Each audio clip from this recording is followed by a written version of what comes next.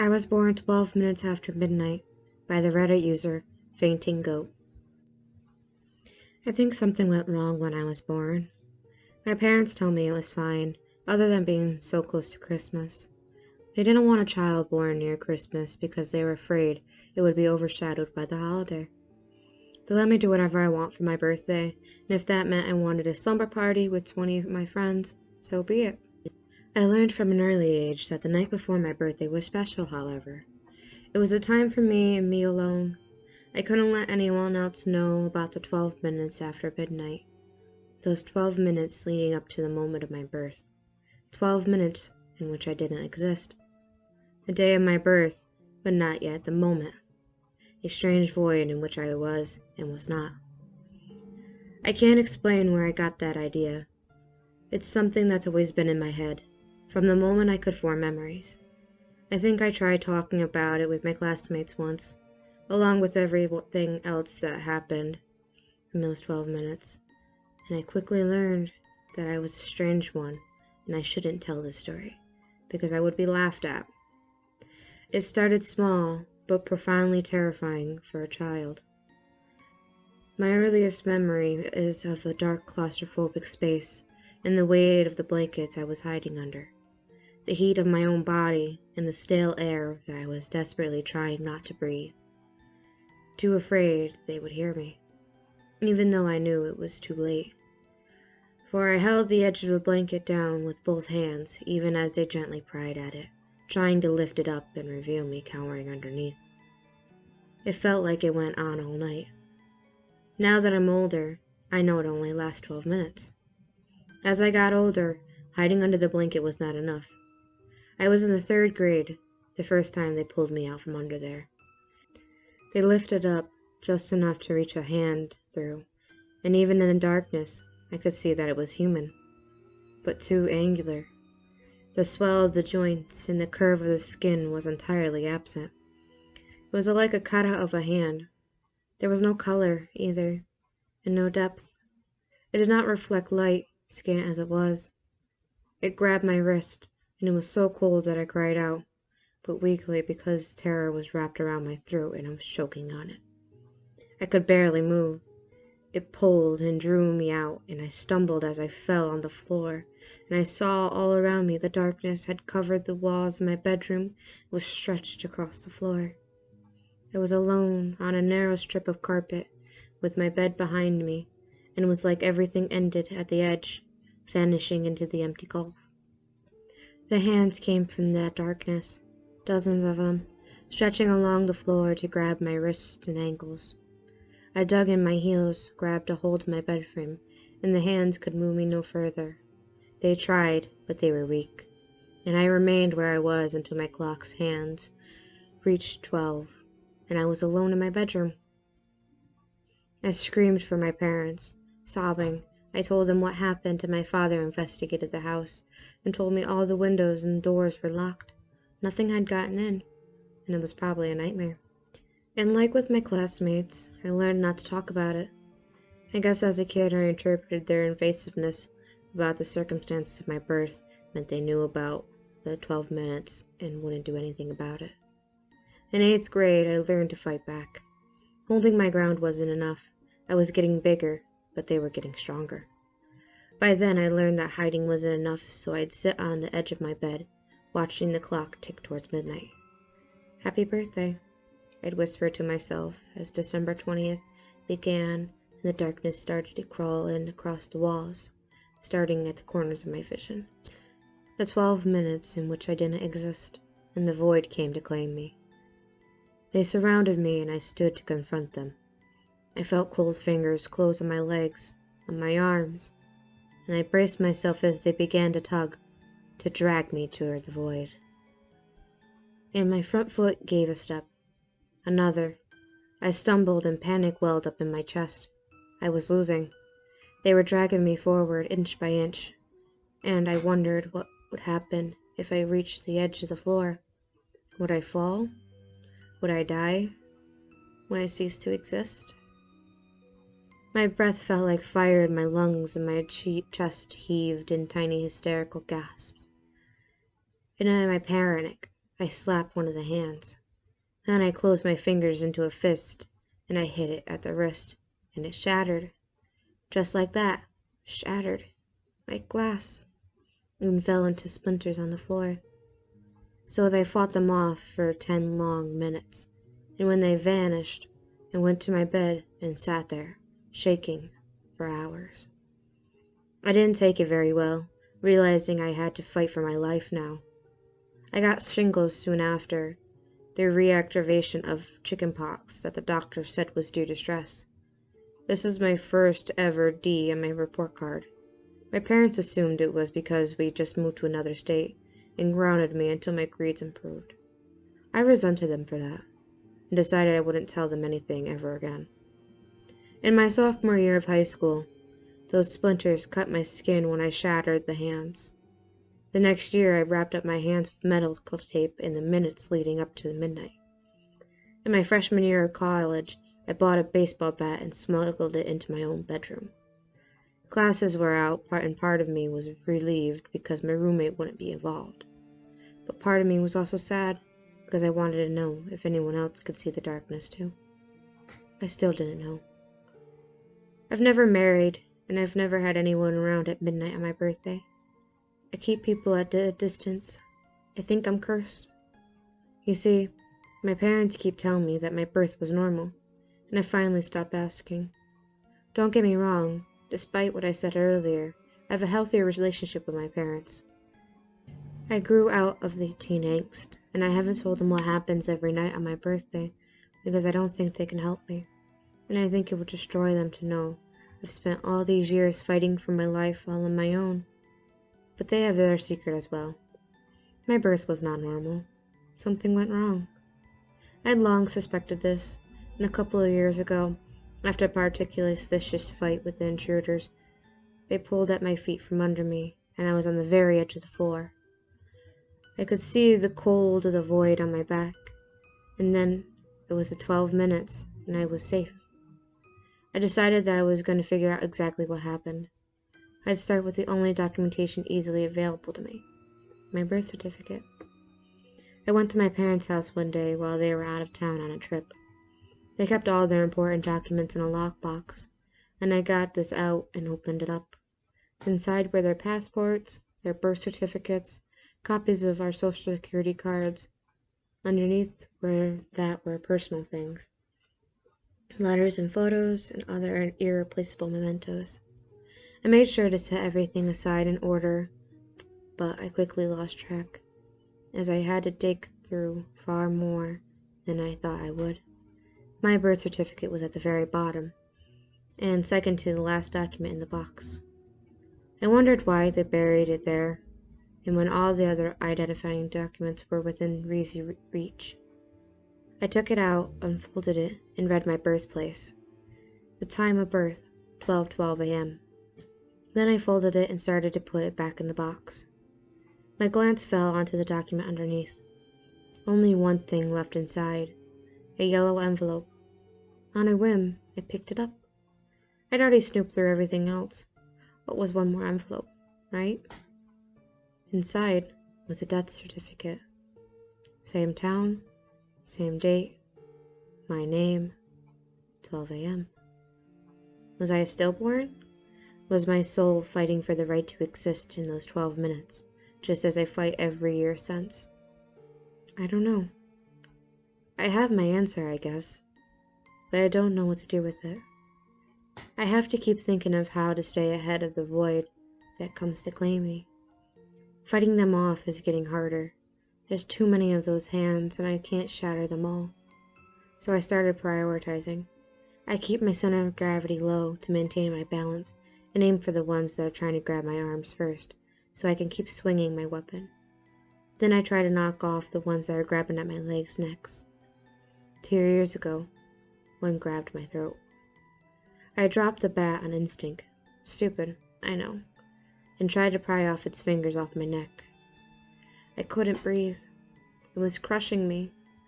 It couldn't break its grip, and I remember slipping into darkness right as the clock ticked over to 11 minutes after midnight. When I woke up, it was 13 minutes after midnight. I've been moved a full 2 feet from where I last remember. I wonder how close they got in my unconscious body to the void. Last year I fought like a wild beast. My careful stance and preparations were forgotten. I simply couldn't hold my ground. Now with the memory of that thing choking the breath out of me burned into my memories. I felt their fingers grazing my skin, and it was like it was being burned as I thrashed wildly, desperate to shake them off. The pain was too much, and I put my head down and ran instead, because the darkness had not yet consumed the room and the door was still there, in the hallway beyond it. And I thought this was it. This was the solution. I would flee instead of fight. They followed. I made it to the car in the driveway and backed out into the street and floored the gas. The darkness came with me. It seeped around the edges of my windshield, covering it like frost and then peeling it into fingers and reaching for my face. I spun the wheel in panic, sliding the car into a streetlight. I then ripped the door open and fell out into the street, just as their hands closed on my shirt and they began to drag me backwards, and the color was draining out of the world. Everything was fading into gray, and then it was 12 minutes after midnight. I lay on my stomach in the street. My car was badly dented, but no significant damage from the impact. I drove back home and stood in the shower, watching the blood drain from the cuts on my back where their fingers had pierced my skin running down the drain. I think I understand what is happening. A friend's kid once made a smart remark to us after she said she was 11 and a half, and someone told her a half year didn't count toward her age.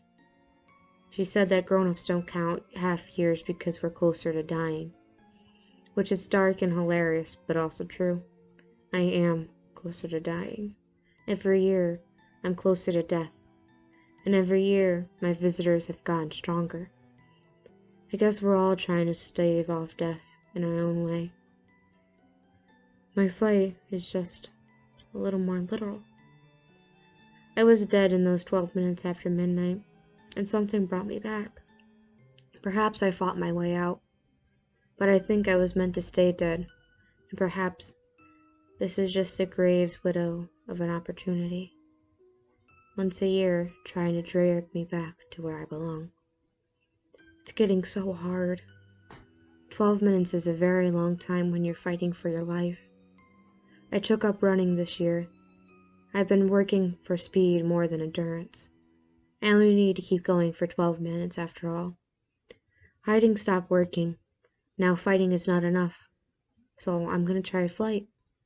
I'm gonna run like death itself is on my heels. And it is.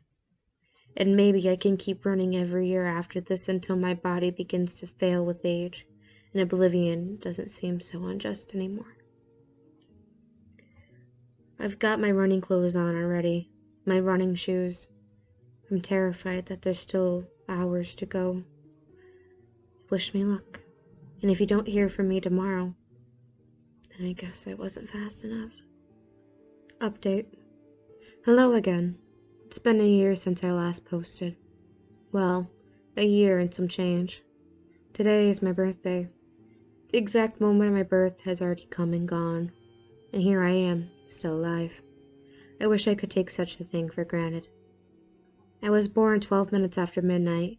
Inside a lockbox in my parents' closet is a birth certificate, marking my birth as 12:12 a.m.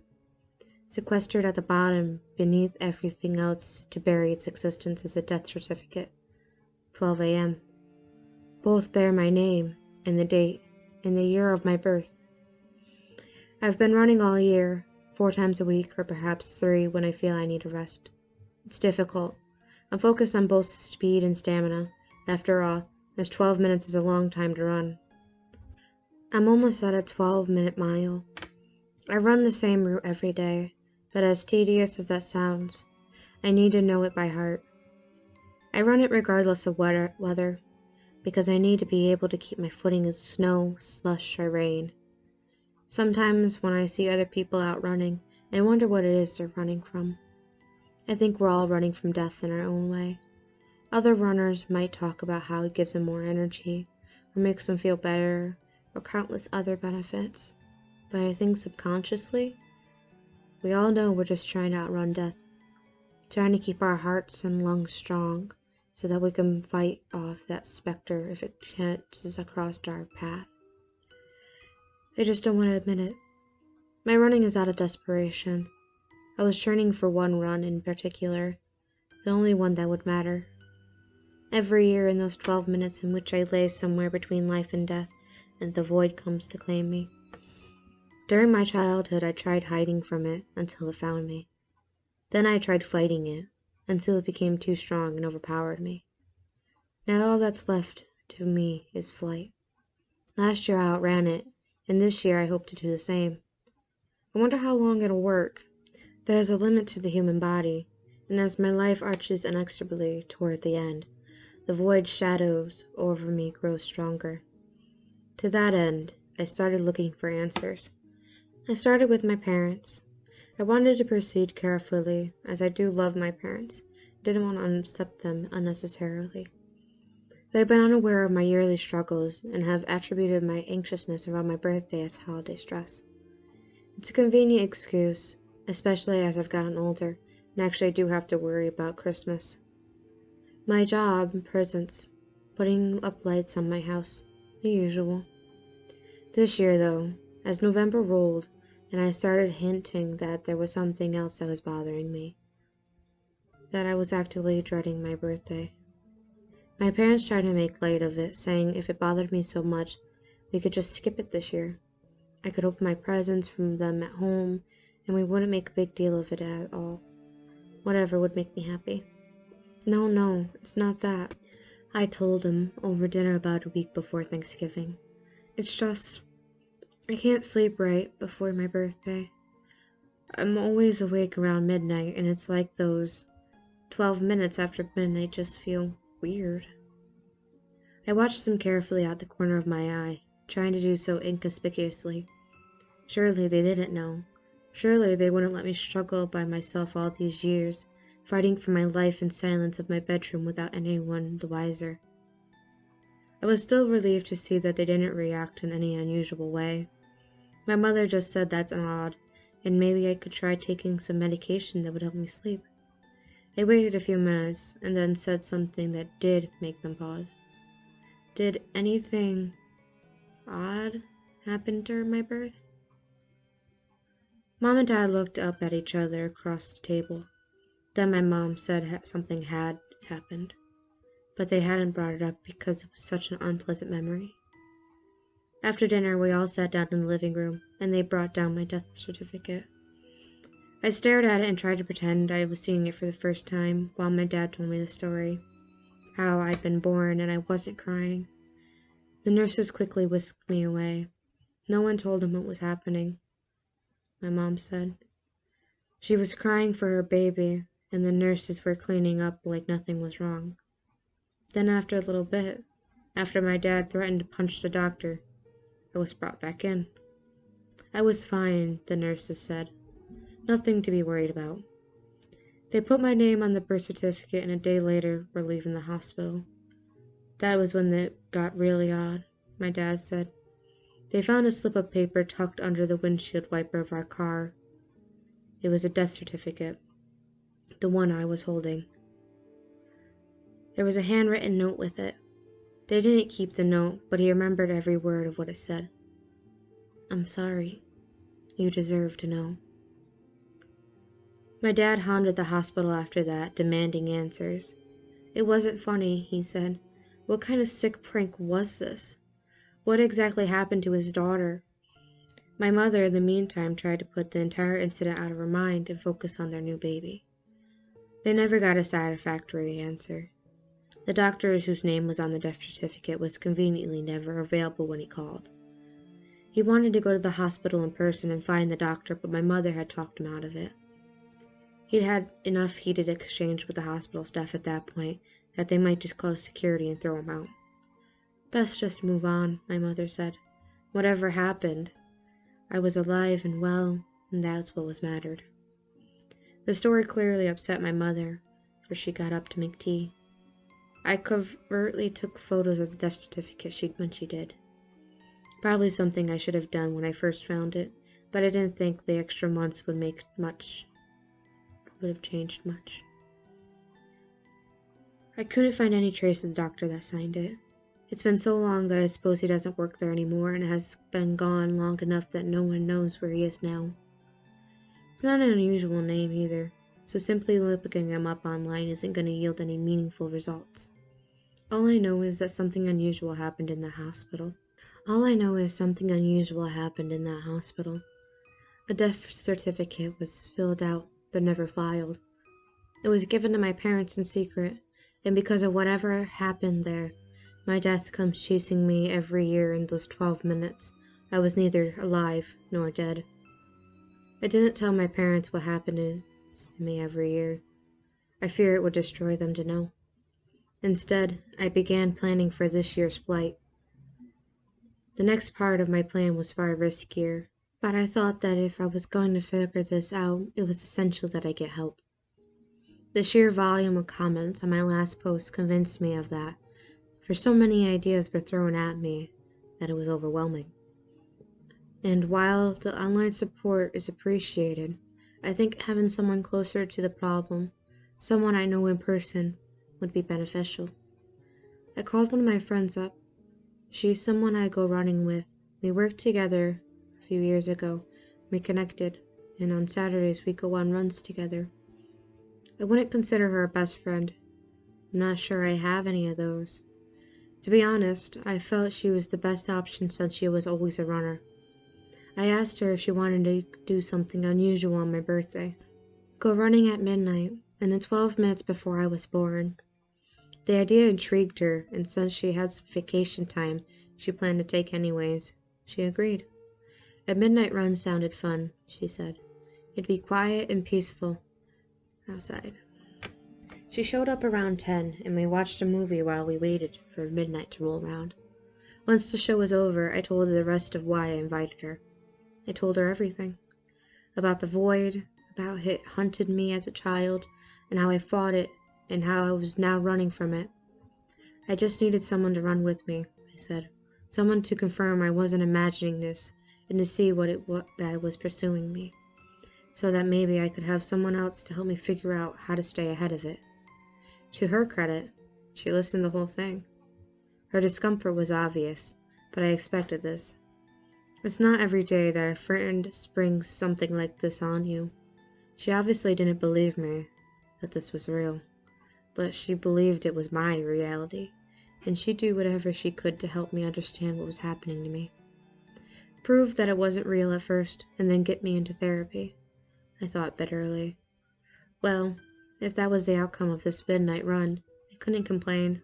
It sure would be nice if this whole situation could be resolved by a bunch of counseling, and however it is you treat hallucinations.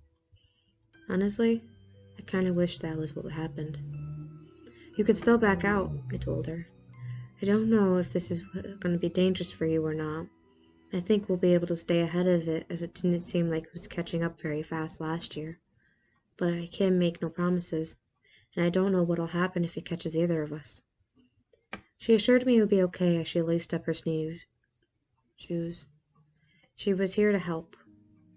We started running a bit before midnight to give ourselves some time to warm up and acclimate to the weather. It was cold and the rain was mixed with sleet. We ran on the street where the pavement retained enough warmth to keep from icing over yet. I tried not to look at my watch. I'd know when the void was opening up beneath us. There was no sense in stretching myself out any further. I focused on my breathing, in 1, out 2. I kept my hands close enough to my floating ribs, focusing on the movement of my legs and how my feet landed. We need to pick up the pace, I said to my friend. I felt the tickle of the void on the back of my neck, a mounting sense of dread, and a drop in my stomach, like I was falling. Like the world was falling around me. The houses in the corner of my vision were being swallowed up, consumed by darkness that encroached around us, silently sweeping in from behind. My heart pounded in my chest and the blood rushed through my ears.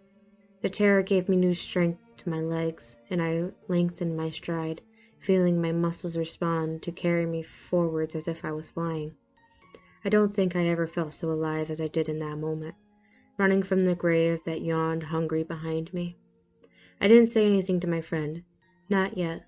I wanted to make sure we were outdistancing it before told her to look behind us. We were moving at a good clip, and I felt the hungry presence of the void trailing on our heels. I knew that we were going to be okay. It wasn't catching up. It was persistently dodging us, but it wasn't going to catch me. Not this year. I felt elation fill my heart and panting. I told my friend to take a quick glance behind us and tell me what she saw. Don't stop, I said. Just look. She did, and she slowed and turned to stare. I screamed her name. I turned too, unwilling to leave her behind, and grabbed at her arm. I pulled hard, trying to spur into movement. The void laid open behind us, immersed enough that it blotted out the sky and the stars. The world ending in darkness mere yards away, the sidewalk breaking apart like sand as the void advanced, swallowing up everything that laid behind me in it. We have to go, I screamed. It can't catch us. She faltered, stammering something, stunned into immobility by the impossibility of what she saw. I cursed myself. This was a mistake. I shouldn't have involved someone that wasn't mentally prepared for this. She tried to run, but it was too slow. Too late. A hand wrapped around her ankle, the flatness of the emptiness of a human hand, stretching across the edges of the empty void. Another wrapped around her skin, and more surged forward at that point, using her body to drag themselves forward. She screamed and jerked her leg away from them. I saw their fingers shatter like glass, blood splattering on the sidewalk as it cut into the skins of her calf. She began to shriek and sob, and more hands stretched out of the void, grabbing a hold of her wrists and hair. Slowly, inexorably, the grave advanced, and the ground beneath her began to crumble. It broke and dropped like window pane, shattering into shards, and she stumbled as one of her feet slipped on the edge of nothingness. The hands were reaching for me now. One stretched his fingers toward me, sliding across the pavement like a snake. It stared at my friend. Her eyes were filled with tears. Her face was pale, and she stood there frozen in mounted realization that she was going to die.